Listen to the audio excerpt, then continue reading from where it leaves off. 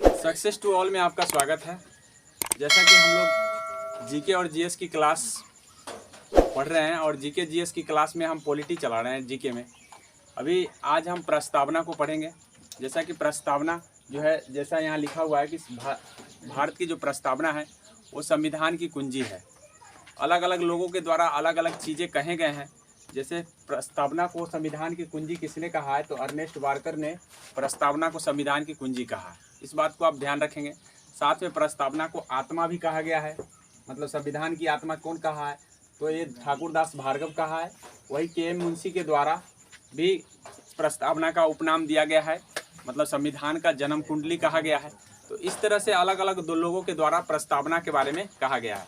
हालांकि प्रस्तावना हमें ये बताता है कि हमारा संविधान कैसा होगा। मैं भारत की प्रस्तावना के बारे में बता देना चाहूँगा कि भारत की प्रस्तावना हम भारत के लोग से शुरू होता है। हम भारत के लोग भारत को संपूर्ण प्रभुत्व संपन्न समाजवादी पंथ निरपेक्ष गणतंत्रात्मक बनाने के लिए तथा उसके समस्त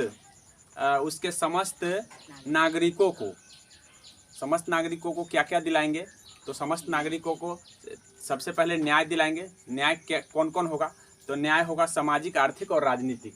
क्या क्या दिलाएंगे, न्याय दिलाएंगे। ठीक है, न्याय कौन कौन होगा, सामाजिक होगा, उसके बाद आर्थिक होगा, उसके बाद राजनीति होगा, राजनीति। तो इस तरह से ध्यान रखना है, सामाजिक, आर्थिक और राजनीति न्याय दिलाएंगे।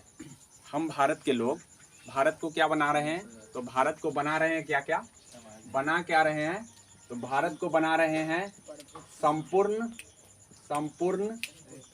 प्रभुत्व संपन्न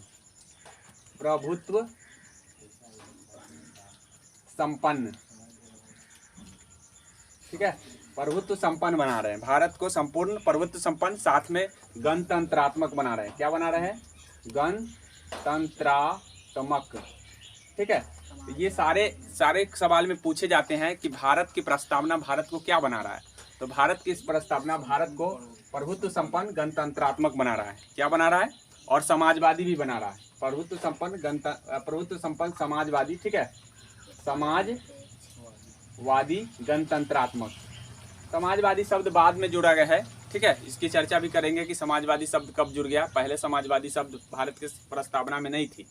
ठीक है, शुरू में जब और पंथ निरपेक्ष भी नहीं था। क्या बना रहे, पंथ निरपेक्ष भी बना रहे हैं, तो ये भी बाद में जुड़ा है, पंथ निरपेक्ष। और सारे शब्दों का कुछ ना कुछ अर्थ है। ये अर्थों से पूछ दिया जाता है कि भाई हम भारत को प्रभुत्व संपन्न बना रहे हैं, तो ये प्रभुत्व संपन्न का क्या अर्थ है। तो यानी भारत जो है ना, अंदर या बाहर खुद निर्णय लेने की क्षमता खुद भारत की संविधान सभा को होगी। ठीक है, ये बात बोला गया है। उसके बाद समाजवादी बना रहे हैं, अर्थात लोग के कल्याण के मेन लोगों का कल्याण होगा। समाजवादी बनाने का मतलब है लोगों का कल्याण छुपा हुआ है भारतीय संविधान में। ठीक है, उसके बाद गणतंत्रात्मक बना रहे हैं। तो गणतंत्रात्मक बनाने का मतलब ये होता है कि भारत का संविधान का अध्यक्ष होगा और उस अध्यक्ष का चुनाव होगा, वंशानुगत नहीं होगा। तो ये पूछा जाता है, मतलब अर्थ आपको जब एग्जाम में लिया जाता है, तो उस समय एग्जाम में आपको यही अर्थ से पूछ लिया जाता है कि भाई गणतंत्रात्मक का क्या मतलब है। तो गणतंत्रात्मक का मतलब यही होता है कि वंशानुगत शासन, मतलब हमारा अध्यक्ष नहीं होगा, अर्थात उसका चुनाव होगा। ये चीज मतलब है। तो मैं समाजवादी, प्रभुत्व संपन्न और गणतंत्रात्मक और पंथ निरपेक्ष के बारे में पूछा जाता है।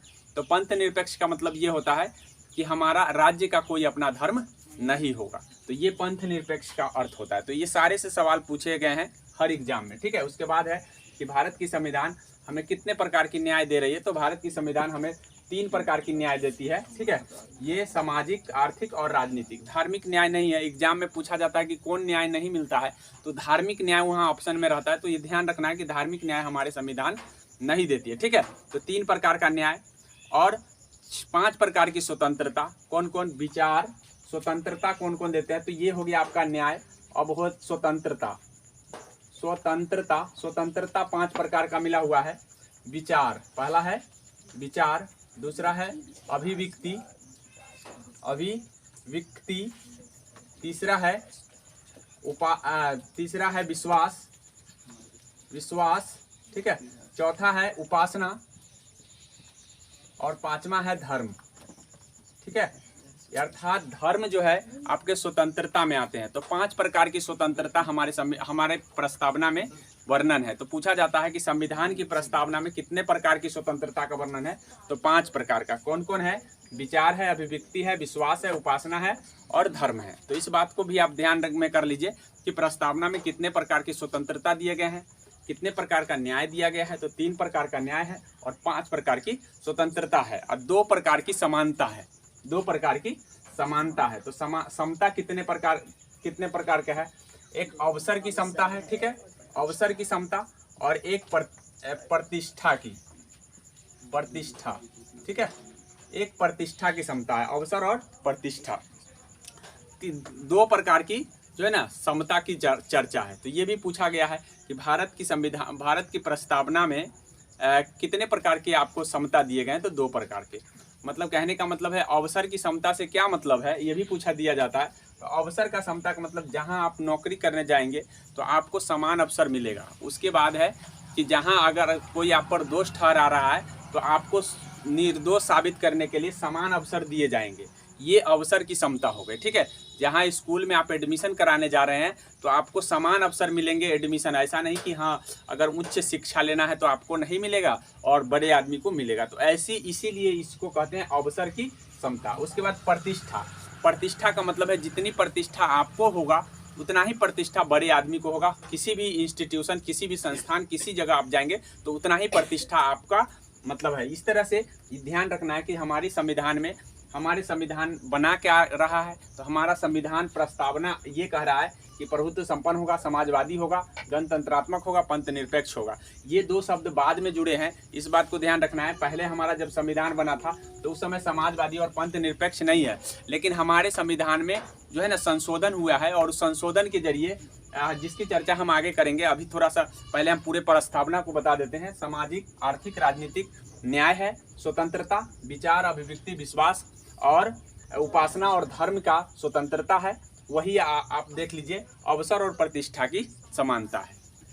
तो इसीलिए कहा गया है कि हम भारत के लोग भारत को संपूर्ण प्रभुत्व संपन्न, समाजवादी, पंथ निरपेक्ष, लोकतंत्रात्मक गणराज्य बनाने के लिए तथा समस्त नागरिकों को सामाजिक, आर्थिक, राजनीतिक न्याय, विचार, अभिव्यक्ति, विश्वास, उपासना और धर्म की स्वतंत्रता, प्रतिष्ठा, अवसर की समता प्राप्त करने के लिए, ठीक है, उन सब व्यक्ति में गरिमा को बढ़ाने के लिए, ठीक है, राष्ट्र की गरिमा को बढ़ाने के लिए जो है सुनिश्चित करते हैं कि मतलब इस डेट को हम, डेट नंबर है आपका 26 नवंबर 1949 को हम अपने प्रस्तावना को क्या करते हैं, अधिनियमित करते हैं। मतलब ये बात कहा गया है कि हम, और यहाँ पे जो पूरा जो स्रोत होगा, मतलब इस शक्ति का जो स्रोत होगा संविधान में वो जनता होगी, ये चीज़ बताया गया। तो ये पूछा गया है कि प्रस्तावना के अनुसार पूरे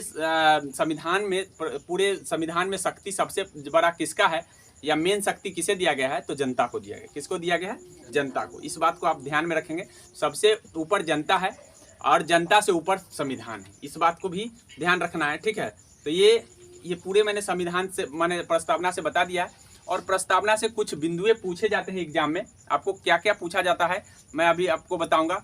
ये तो बता दिया कि भाई न्याय के बारे में पूछा जाएगा, स्वतंत्रता के बारे में पूछा जाएगा, समता के बारे में पूछा जाएगा। उसके बाद है समाजवादी का क्या अर्थ होता है, ये पूछा जाएगा। पंथ निरपेक्ष क्या होता है, ये पूछा जाएगा।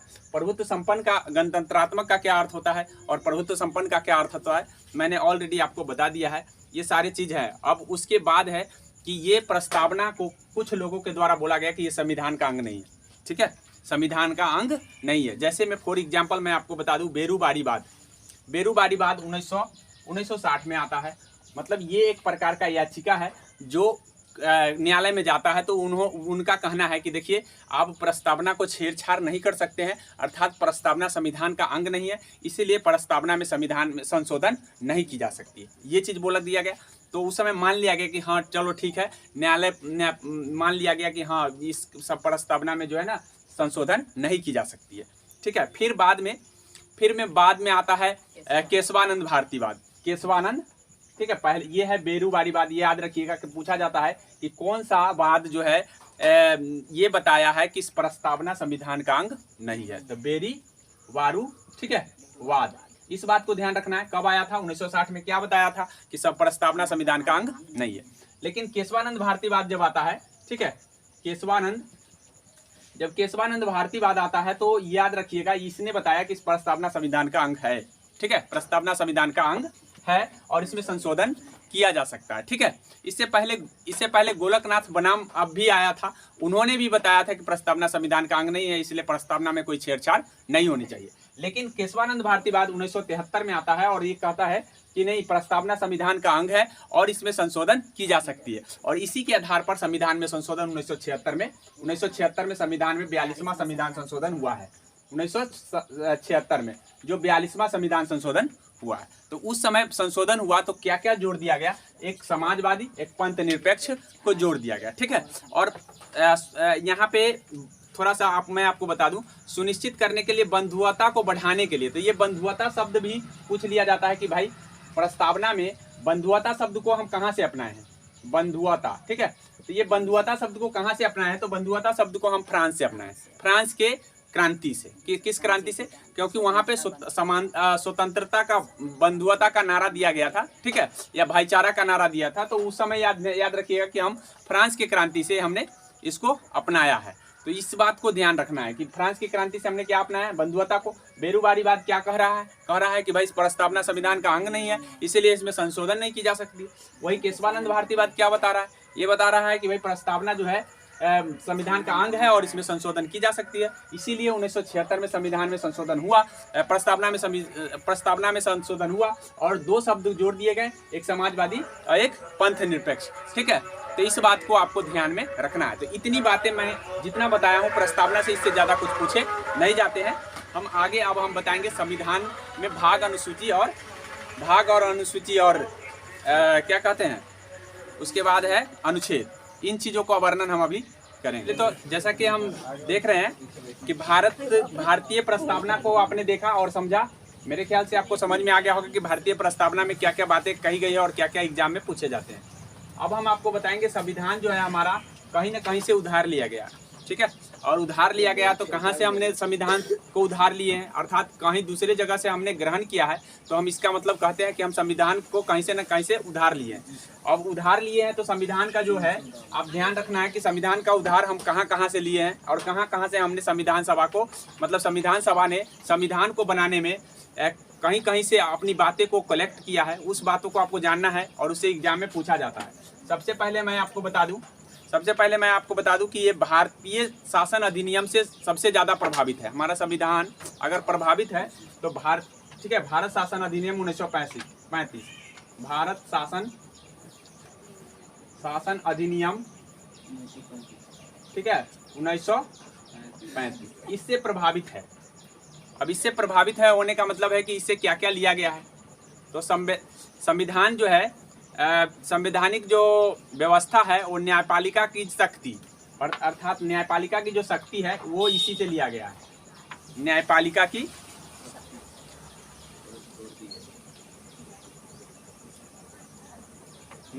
की शक्ति, ठीक है, संवैधानिक व्यवस्था और न्यायपालिका की शक्ति, दो चीज यहाँ पे लिया गया है। एक संवैधानिक व्यवस्था भी लिया गया है, संवैधानिक व्यवस्था। उसके बाद मैं आपको बता दूं, लोक सेवा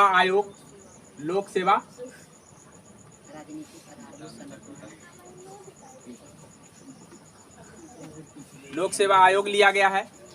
उसके बाद है राजनीतिक आधारभूत लिया गया है, आधारभूत। इस तरह से ध्यान रखना है कि हम भारतीय संविधान में 1935 के अधिनियम से दो तिहाई भाग लिए हैं। 2/3 का मतलब है कि यदि 3 भाग है तो 3 भाग में 2 भाग हमने कहाँ से ले लिया है?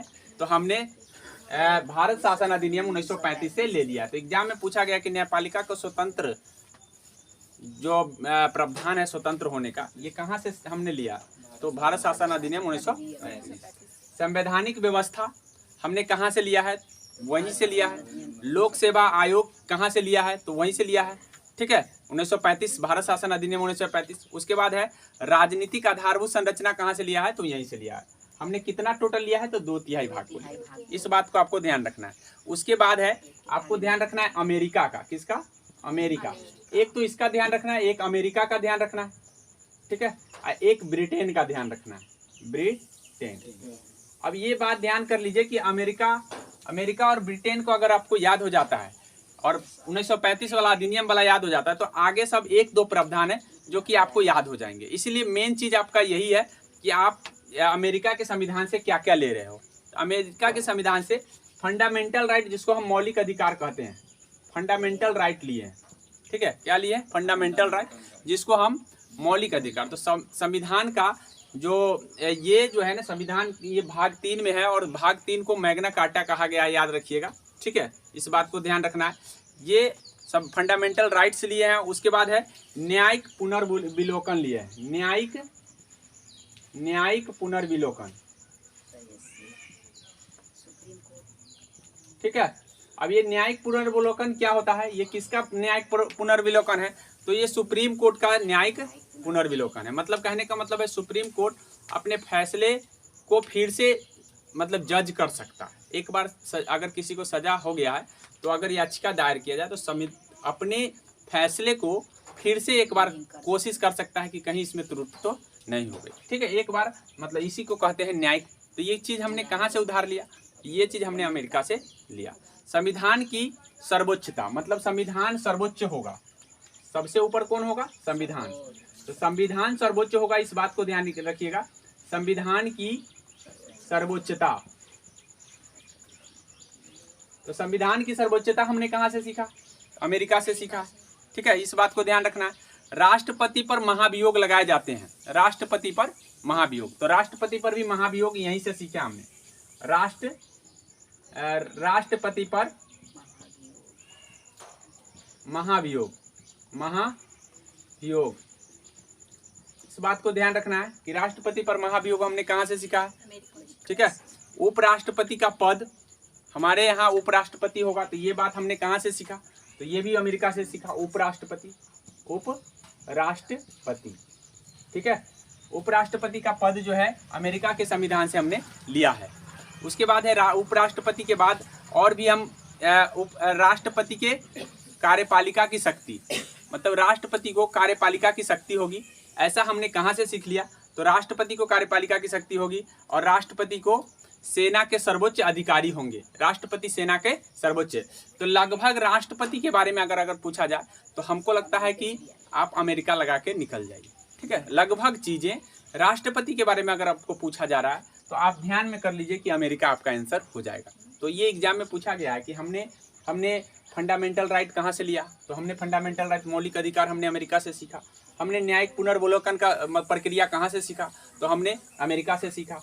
हमने संविधान का सर्वोच्च कहा कि संविधान सर्वोच्च होगा, ये चीज हमने कहाँ से सीख लिया, तो अमेरिका से सीख लिया। राष्ट्रपति पर महाभियोग लगाए जाएंगे। अब ये महाभियोग क्या होता है, तो राष्ट्रपति पर अगर राष्ट्रपति किसी प्रकार की गलती करता है तो उनको हटाने की प्रक्रिया को हम महाभियोग कहते हैं। क्या कहते हैं, अंग्रेजी में इम्पीचमेंट कहा जाता है, हिंदी में हम इसको महाभियोग कहते हैं। तो ये चीज हमने कहाँ से सीखा है, तो ये चीज हमने क्या कहते हैं, अमेरिका से सीखा है। उसके बाद है राष्ट्रपति सर्वोच्च होंगे, सर्वोच्च सेना अधिकारी होंगे, मतलब अगर तीनों थल, नभ और वायु तीनों सेना के अधिकारी का मुख्य कौन होंगे, तो ये राष्ट्रपति होंगे। ये चीज हमने कहाँ से सीखा, तो अमेरिका से सीखा। उसके बाद है उपराष्ट्रपति का पद, उपराष्ट्रपति का पद होगा, तो उपराष्ट्रपति का पद जो है ना किस तरह का होगा, तो ये चीज हमने कहाँ से सीखा, ये भी अमेरिका से सीख लिया। उसके बाद है राष्ट्रपति के पास कार्यपालिका की शक्ति होगी, कौन सी शक्ति, कार्यपालिका की शक्ति, कार्यपालिका की शक्ति। तो ये ध्यान रखिएगा, कार्यपालिका की शक्ति राष्ट्रपति को दिया गया है। तो हमने ये कहाँ से सीख लिया, तो ये हमने अमेरिका से सीख लिया। तो अमेरिका में आपको ध्यान रखना है ज्यादातर राष्ट्रपति का चर्चा है, एक बार हाई कोर्ट सुप्रीम कोर्ट की चर्चा है और फंडामेंटल राइट की चर्चा है और संविधान को सर्वोच्च बनाया गया। बस इस बात को आपको ध्यान में रखना है कि भाई अमेरिका क्या क्या दे रहा है। अमेरिका फंडामेंटल राइट दिया, अमेरिका ने राष्ट्रपति के बारे में जितनी भी बातें कही गई है राष्ट्रपति से संबंधित चीजों को दिया है। उसके बाद उपराष्ट्रपति के पद भी दिए हैं और उसके बाद है आपको ध्यान रखना है संविधान की सर्वोच्चता दिया है। तो ये इतना बात अगर आपको याद है तो 100% आप भूलेंगे नहीं, और एक दो बार मतलब एक बार सोच लेंगे तो 100% याद हो जाएगा, याद करने की कोई जरूरत नहीं होगी। तो मेरे ख्याल से समझ में आ गया होगा। अब हम बात करेंगे ब्रिटेन की। किसकी बात करेंगे? ब्रिटेन की। ब्रिटेन से भी हमने बहुत सारी चीज़ों को लिया है, और ब्रिटेन का अगर आपको याद हो जाता है तो उसके बाद हमको लगता है कि कम ही है चीज़ जो आपको याद करने पड़ेंगे। अर्थात मेन है अमेरिका, ब्रिटेन और भारतीय शासन अधिनियम 1935। ठीक है। अब इसमें जो है ना संघ सूची, राज्य सूची और संवर्ती सूची का भी वर्णन जो है ना ये इसी के संविधान से लिया गया। इस बात को ध्यान में रखना है कि संघ सूची, राज्य सूची और संवर्ती सूची हमने 1935 के संविधान से ही सीखा है, क्योंकि हम पहले भी बता चुके हैं जब 1935 का अधिनियम बता रहे थे। तो अब ब्रिटेन के संविधान से हमने क्या लिया है? तो ब्रिटेन के संविधान से हमने लिया है संसदीय प्रणाली, अर्थात संसदीय प्रणाली। ठीक है, ये ध्यान रखना है कि संसदीय प्रणाली हमने कहाँ से सीखा। मतलब हमारे यहाँ संसद है, उस सभा, लोकसभा और राज्यसभा को मिलाकर, राष्ट्रपति को मिलाकर संसद बनाया गया। तो ये चीज़ हमने कहाँ से सीख लिया? तो ब्रिटेन से। ठीक है, ज़्यादातर संसद वाला बात आएगा तो याद रखिएगा कि वो ब्रिटेन ही आंसर होने वाला है। ठीक है, और उसके बाद है एकल नागरिकता। अब एकल नागरिकता का क्या मतलब होता है? जैसे कहने का मतलब है कि हम राज्य के भी व्यक्ति हैं और देश के भी व्यक्ति हैं। तो हमारे पास ऐसा नहीं है कि राज्य का नागरिकता अलग है और देश की नागरिकता अलग है। अमेरिका में ऐसा ही चलता है, दोहरी नागरिकता चलता है कि राज्य का नागरिक भी होता है और देश का भी नागरिक। लेकिन हमारे यहाँ एकल नागरिकता है, मतलब अगर आपने देश में है तो आपको सिर्फ भारत की नागरिकता है, एकल नागरिकता होगी, दोहरी नागरिकता नहीं है। तो ये चीज़ हमने कहाँ से सीखा? तो ये ब्रिटेन से सीखा है। कहाँ से सीखा? ब्रिटेन से, अमेरिका से नहीं। आप ये ध्यान में कर लीजिए कि अमेरिका में दोहरी नागरिकता है। ठीक है, तो इस बात को अगर ध्यान रखेंगे तो आपको खुद समझ में आएगा कि कहाँ से लिया है, ब्रिटेन से। उसके बाद है विधि का शासन। याद रखिएगा कि विधि का शासन हमने कहाँ से सीखा है? तो विधि का शासन हमने ब्रिटेन से सीखा है। मतलब कहने का मतलब है किसका शासन होगा? विधि का, मतलब कानून का शासन होगा, कानून हर जगह लागू होंगे, ये चीज बोला गया है। ठीक है, विधि का शासन। उसके बाद है संसदीय विशेषाधिकार। मतलब संसद वाला बात मैंने बोल दिया कि संसद का अगर रहेगा तो आपको सिंपल भाषा में मतलब संसद के पास कुछ विशेष अधिकार दिए गए हैं, जो कि हम पढ़ेंगे। आपको भाग बना दिए गए हैं, भाग 21, और उस 21 में ये लिख दिया गया है कि भाई संसद के पास कुछ ऐसे अधिकार हैं जो अन्य नागरिकों को नहीं मिलते हैं। मतलब संसद है भाई, संसद है, पूरा विधायिका है, कानून बनाने वाली है, तो स्वाभाविक है उसके पास कुछ ना कुछ राइट होने चाहिए। तो वही राइट जो है ना कुछ मतलब भाग नंबर 21 में दिया गया है। तो इस बात को ध्यान रखना। विशेषाधिकार हमने कहाँ से सीखा? तो हमने ब्रिटेन के संविधान से सीखा। तो संसदीय प्रणाली, संसदीय को विशेषाधिकार, तो संसद आ रहे हैं तो स्वाभाविक है आप ब्रिटेन लगा देंगे। चुनाव में सबसे ज्यादा मत पर जीत, ये चीज हमने कहाँ से सीखा? तो ब्रिटेन से सीखा। ठीक है, चुनाव में सबसे ज्यादा मत पर जीत हमने कहाँ से सीखा? ब्रिटेन से सीखा। उसके बाद है आपको ध्यान रखना है, तो इतनी बातों आपको ध्यान रखना है। द्विसदनीय व्यवस्था, तो सदन आ गया, इसका मतलब क्या है? लोकसभा राज्यसभा आएगा ही, तो ये आ गया, ब्रिटेन आ जाएगा। तो इस बात को भी ध्यान रखना है। और उसके बाद है आपको चुनाव, द्विसदनीय व्यवस्था तक ही आपको ध्यान रखना है। क्या क्या है एक बार मैं फिर से रिपीट कर देना चाहूंगा। ब्रिटेन के समय संसदीय व्यवस्था, एकल नागरिकता, विधि का शासन, उसके बाद है द्विसदनीय व्यवस्था, उसके बाद है आपको सबसे ज़्यादा वोट के आधार पर मत। ये सारे चीज़ हमने कहाँ से लिया है? ये सारे हम ब्रिटेन से लिए हैं। इस बात को आपको ध्यान रखना है। अब हम बात करेंगे कि ब्रिटेन के बाद हम क्या कहाँ से लिए हैं। तो ब्रिटेन के अलावा हमने, अमेरिका के अलावा हमने कहाँ से लिया है? जापान से लिया है। ठीक है, जर्मनी से लिया कि जापान से? जर्मनी या जापान से लिया है। कहाँ से लिया है? जापान लिया है। उसके बाद आपको है आयरलैंड से लिया है। कहाँ से लिया है? आयरलैंड। ठीक है, आयरलैंड से लिया है। उसके बाद आपको है आयरलैंड के अलावा है, आप याद रखिए, फ्रांस से हमने सीखा है कुछ, फ्रांस के अलावा हमने सीखा है रूस से सीखा है। रूस के अलावा ऑस्ट्रेलिया और कनाडा से सीखे। ऑस्ट्रेलिया और कनाडा। अब हम चर्चा करेंगे कि भाई जापान से क्या लिए हैं। तो जापान से हमने विधि द्वारा स्थापित प्रक्रिया, अभी हम विधि का शासन और विधि द्वारा स्थापित प्रक्रिया दोनों में अंतर है। ये एग्जाम में हम कंफ्यूज कर जाएंगे कि हम विधि का शासन तो हम पढ़े हैं कहाँ? ब्रिटेन में, लेकिन बी से ब्रिटेन, बी से विधि का शासन, याद रखिएगा। उसके बाद है लेकिन विधि द्वारा स्थापित प्रक्रिया हमने कहाँ से सीखा? तो विधि द्वारा स्थापित प्रक्रिया हमने जापान से सीखा। उसके बाद है दक्षिण अफ्रीका, एक दक्षिण अफ्रीका भी है, दक्षिण अफ्रीका से भी हमने सीखा है, याद रखिएगा। तो ये इस जगहों से जो है ना, इन जगहों से हमको याद रखना है कि भाई हम क्या क्या चीज लिए हैं। तो अभी विधि का शासन और विधि द्वारा स्थापित प्रक्रिया, उसके बाद आपको हम बता दें कि जापान का हो गया है। जापान के बाद अगर दक्षिण अफ्रीका अगर पूछा जाएगा तो दक्षिण अफ्रीका के संविधान से हमने क्या सीखा है, संविधान में संशोधन होता है, जो अनुच्छेद 368 के तहत संविधान में क्या होता है, संशोधन। तो ये चीज हमने कहाँ से सीखा, तो ये चीज हमने सीखा है दक्षिण अफ्रीका के संविधान से। संविधान में संशोधन, राज्यसभा में सदस्य का मनोनयन, राज्यसभा में सदस्य का मनोनयन होता है। जैसा कि आपको बता दें कि राष्ट्रपति राज्यसभा में 12 लोगों को मनोनयन करते हैं, मतलब सीट को 12 सीट को यही भरते हैं, मतलब किसी को चुन करके।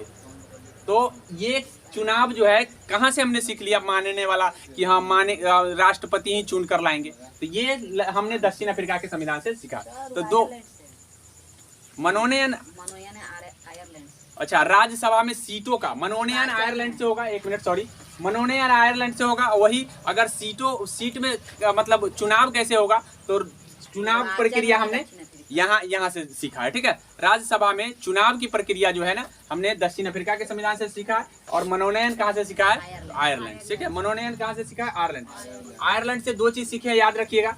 एक तो मनोनयन राज्यसभा में मनोनयन, ठीक है, राज्यसभा में राष्ट्रपति द्वारा मनोनयन, ठीक है। राष्ट्रपति चुनते हैं 12 लोग को चुनते हैं, ठीक है। और उसके बाद है, याद रखिएगा, और एक चीज और लिए हैं, एक चीज हम लिए हैं आयरलैंड से, नीति निर्देशक तत्व, जिसको हम डीपीएसपी कहते हैं। क्या कहते हैं, डीपीएसपी की भी चर्चा करेंगे कि भाई डीपीएसपी का भाग जो है ना 4 में वर्णन है डीपीएसपी राज्य के नीति निर्देशक तत्व का। तो याद रखिएगा कि डीपीएसपी हम कहाँ से सीखे हैं, तो आयरलैंड से। राष्ट्रपति का मनोनयन कहाँ से सीखे हैं, आयरलैंड से। दक्षिण अफ्रीका में हमने क्या सीखा है, तो दक्षिण अफ्रीका में हमने सीखा है राज्यसभा में निर्वाचित सदस्य, और उसके बाद हमने सीखा है कि संविधान का संशोधन। तो 2 बातें आपको ध्यान रखना है दक्षिण अफ्रीका से। जापान से क्या सीखा, विधि द्वारा स्थापित प्रक्रिया। जापान से क्या सीखा, विधि द्वारा स्थापित प्रक्रिया। और फ्रांस से क्या सीखा है, तो फ्रांस से हमने समानता, स्वतंत्रता और बंधुता। जैसा कि हम अभी बताएं कि ये बंधुता शब्द कहाँ से लिए हैं, तो फ्रांस से। तो फ्रांस में समानता, स्वतंत्रता और बंधुता, ये इसका नारा फ्रांसीसी क्रांति का देन है, ठीक है। इसका नारा किसका देन है, फ्रांसीसी क्रांति का देन है, यहाँ पे ध्यान दो जी। उसके बाद है रूस से हमने क्या सीखा है, तो रूस से हमने ठीक है मौलिक कर्तव्य को लिया है। क्या लिया है, मौलिक कर्तव्य को हमने कहाँ से सीखा है, तो मौलिक कर्तव्य को हमने सीखा है। एक मौलिक अधिकार होता है, एक मौलिक कर्तव्य होता है। तो मौलिक अधिकार हमने अमेरिका से लिया है, मौलिक कर्तव्य हमने रूस से लिया है। कहाँ से लिया है, रूस से। उसके बाद आपको मैं बता दूं कि मौलिक कर्तव्य के अलावा जो है आपको ध्यान रखना है, ऑस्ट्रेलिया भी कुछ हमको दे रहा है। तो ऑस्ट्रेलिया क्या दे रहा है, प्रस्तावना की भाषा दे रहा है। और उसके बाद है केंद्र राज्य संबंध, ठीक है। प्रस्तावना की भाषा और केंद्र राज्य संबंध, इस बात को देना, ठीक है। समवर्ती सूची हम लिए हैं संविधान के 1935 से। प्रस्तावना की भाषा लिए, कहाँ से लिए, प्रस्तावना की भाषा हमने कहाँ से सीखा है, तो प्रस्तावना की भाषा हमने ऑस्ट्रेलिया से सीखा है। कनाडा के संविधान से हमने सीखा है। कनाडा के संविधान से क्या सीखा है, तो कनाडा के संविधान से आपको अवशिष्ट शक्ति, और उसके बाद है सरकार के संघीय व्यवस्था। हमारा सरकार कैसा चल रहा है, संघीय व्यवस्था के अनुसार, ठीक है। संघीय व्यवस्था हमने कहाँ से सीखा, मतलब राज्य और देश संघ में चलेंगे। तो ये चीज हमने कहाँ से सीख लिया, तो कनाडा।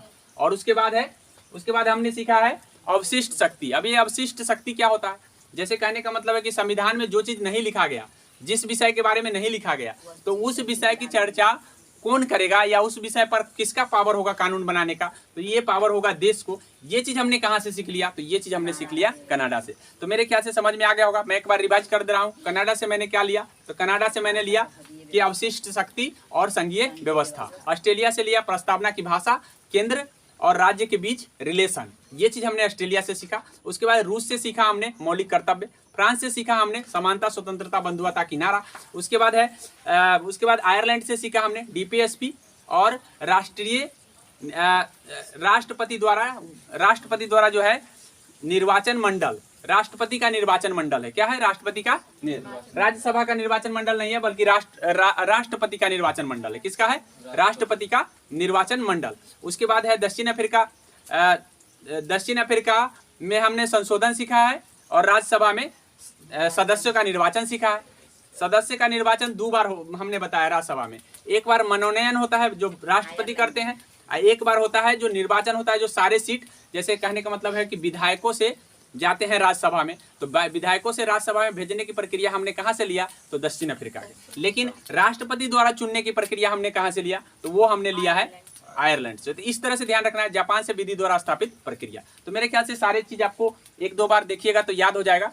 अब हम आगे की ओर बढ़ेंगे। आगे हम आपको बता दें कि हमारा अब है आ गया है हमारा संविधान। जैसा कि हमने संविधान से उधार लेकर के हमने अलग अलग चीज़ों से अलग अलग चीज़ें सीखे हैं।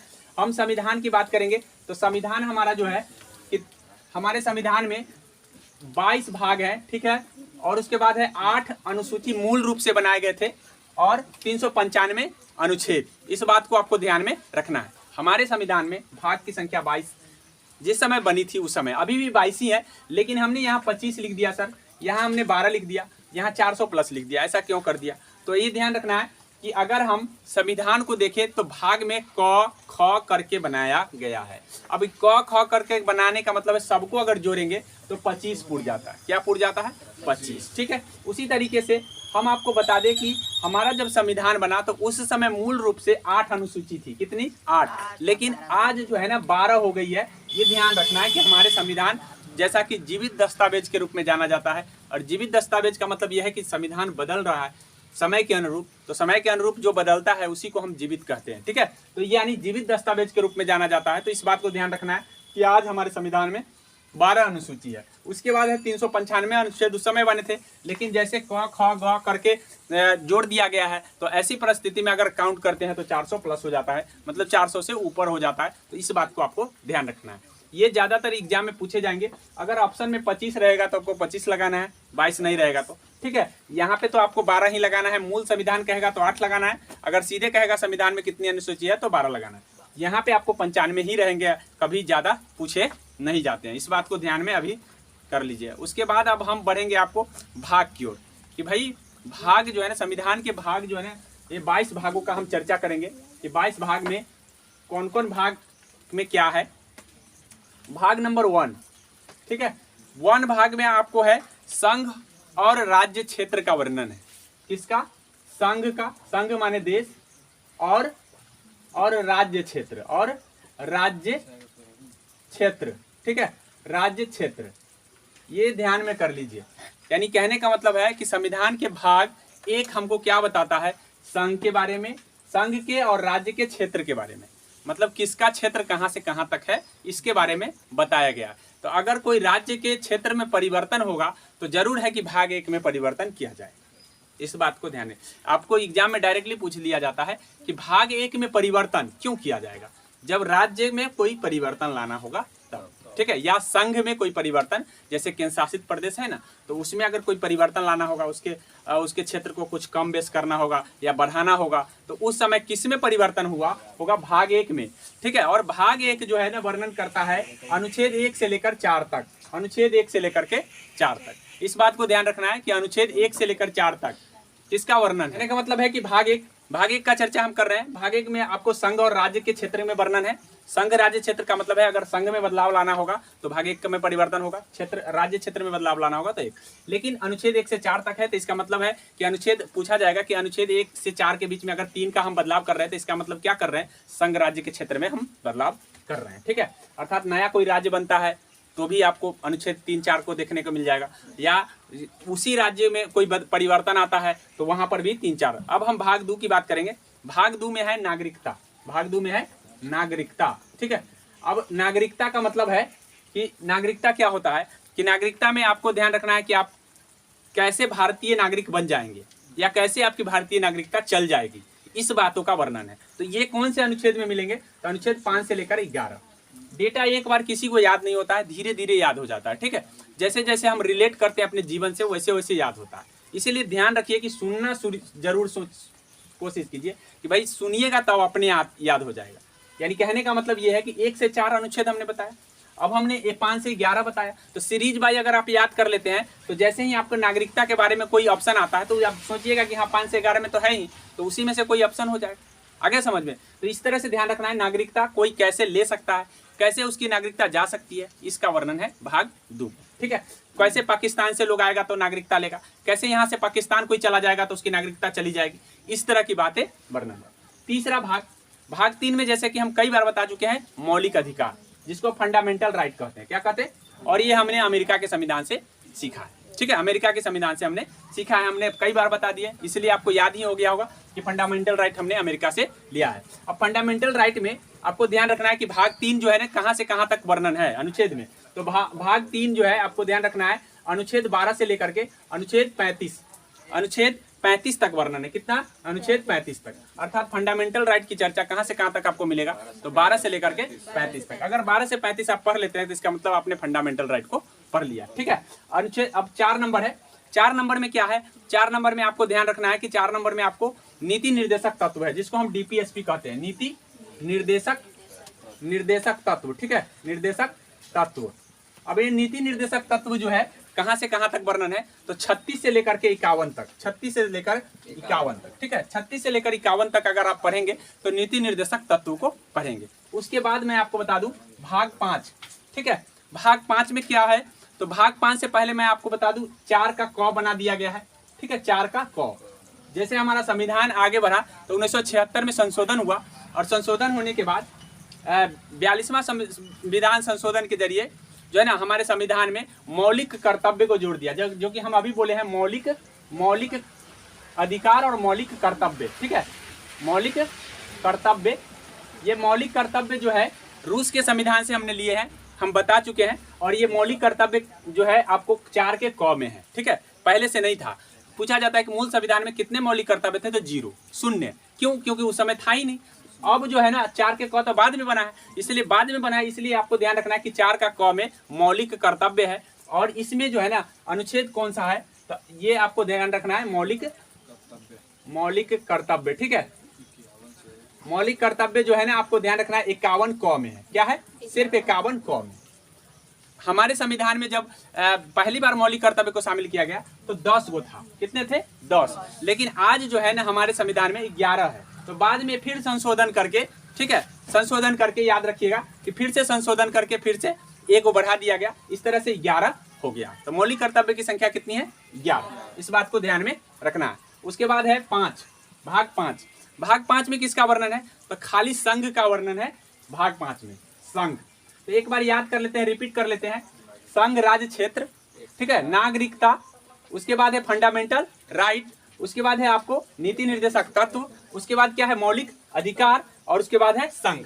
अगर 5 भाग आप याद कर पाते हैं तब आप आगे 5 भाग को याद करेंगे। ठीक है, यानी कहने का मतलब है कि पहला हो गया आपका संघ राज्य क्षेत्र। तो सबसे पहले क्षेत्र से न शुरू होता है, कोई भी व्यवस्था या कोई भी क्षेत्र, कोई भी जैसे गांव बनता है तो क्षेत्र से शुरू होगा। तो क्षेत्र याद रखिएगा कि पहला में क्षेत्र है, किसका क्षेत्र है? संघ और राज्य का। दूसरा है नागरिकता, जब क्षेत्र होगा तो लोग होगा तो लोग को कैसे नागरिकता मिलेगी, ये बात बताया गया।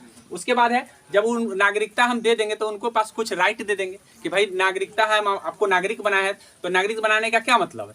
मतलब कहने का मतलब है कि किसी को आप परिवार में लाते हैं तो उसका वैल्यू तभी बढ़ता है जब आप उसको कुछ देते हैं। ठीक है, तो यानी कहने का मतलब है कि नागरिक जब हमने देश में बना लिया है तो उसको हम कुछ देंगे। क्या देंगे? कुछ राइट्स दे देंगे कि भाई आपका भी पावर है कुछ, तो राइट दे दिए, तो 3 में राइट हो गया। ठीक है, उसके बाद है नीति निर्देशक तत्व, अर्थात कहने का मतलब है कि जब हम इनको हम राइट दे रहे हैं तो राइट देने के लिए हम इन पर जो है हम भी कुछ स्वतंत्र रहे। मान लो राइट दे दिए, ऐसा नहीं कि वही उस राइट का दुरुपयोग करने लग जाए, तो उसके लिए हमारे पास भी कुछ नीति होनी चाहिए। क्या होनी चाहिए? नीति। तो इसीलिए सरकार के पास नीति निर्देशक तत्व है। ठीक है, उसके बाद जब नीति हो गया तो उसके बाद आपको मौलिक कर्तव्य तो बाद में शामिल किया गया है, इस बात को ध्यान रखिएगा। भाग 5 में कौन आ जाता है? संघ आ जाता है। कौन आ जाता है? संघ। अब इस संघ की चर्चा कहाँ से है, तो यहाँ देख लीजिए 51 तक तो यही वर्णन है। 51 के बाद 52 आएगा, 52 से लेकर के 151, 52 से लेकर के 151। तो याद रखिएगा 52 51 मतलब 151। ठीक है, 52 51 अगर सोच लेते हैं तो याद रखिएगा, याद रहेगा। तो संघ का क्या हो गया? 52 से 51। वही भाग 6 की बात करेंगे। तो भाग 6 में राज्य का वर्णन है। किसका वर्णन है? राज्य का। तो राज्य का अब यहाँ 151 है तो 152 से शुरू होगा, तो 152 से लेकर के 237 इस बात को ध्यान रखिएगा, 237 तक वर्णन है। आगे समझ में, यानी कहने का मतलब है कि संघ कहां से कहां तक? 52 से 151 तक। वही राज्य कहां से कहां तक? 152 से 237 तक। ठीक है, इस बात को ध्यान रखना है। तो हम अगर फिर से हम 6 को देख लेते हैं। संघ, राज्य, क्षेत्र। पहले क्षेत्र होगा तो लोग नागरिक बन जाएंगे, लोग नागरिक बन जाएंगे तो उनको कुछ राइट देंगे। जब उनको राइट देंगे तो सरकार के पास भी कुछ नीति होनी चाहिए ताकि सरकार उस पर भी कंट्रोल कर पाए। तो इस बात को ध्यान रखना है। उसके बाद है तो मौलिक कर्तव्य को तो बाद में जोड़ा गया, हम इसको अभी नहीं पढ़ेंगे क्योंकि बाद में हम उसको पढ़ लेंगे। उसके बाद हम संघ, उसके बाद क्या होगा? संघ होगा और तब राज्य होगा। इतनी बात अगर 6 को आपको याद है तब आगे आप बढ़ेंगे। धीरे धीरे बढ़ते बढ़ते आपको सारे भाग याद हो जाएंगे। जब सारे भाग याद हो जाएंगे तो आपको डेटा कलेक्ट करने में ज्यादा समय नहीं लगेगा। नहीं तो बच्चा इसीलिए कहते हैं कि सर हम अनुच्छेद इतना पढ़ते हैं याद नहीं होता। क्यों नहीं है? कारण है वो सीरीज वाइज नहीं पढ़ते हैं। 7 नंबर में नहीं देख, तो इतने बातें हमने बता दिया है। अब हम भाग 7 की वर्णन करेंगे। भाग 7 में क्या है तो मैं आपको बता दूं कि 7 में जो है ना, 7 को जो है ना खत्म कर दिया गया है। भाग 7 जो है 37 तक तो 151 से 237 तक आपका भाग 6 है। 7 में है 238। कितना है? भाग 7 को खत्म कर चुका है। ये याद रखिएगा कि भाग 7 में कुछ नहीं है, खत्म हो गया है। 238 कितने हैं? 238। तो 238 अनुच्छेद खत्म है। क्यों? क्योंकि भाग 7 नहीं, वर्तमान में भाग 7 नहीं चल रहे हैं। ठीक है, अब हम भाग 8 की बात करेंगे। संघ, राज्य, क्षेत्र। संघ, राज्य, क्षेत्र का मतलब है कि यहाँ पे संघ, राज्य, क्षेत्र का जो है ना चर्चा है यहाँ पे। ठीक है, अगले दिन अब हम चर्चा करेंगे।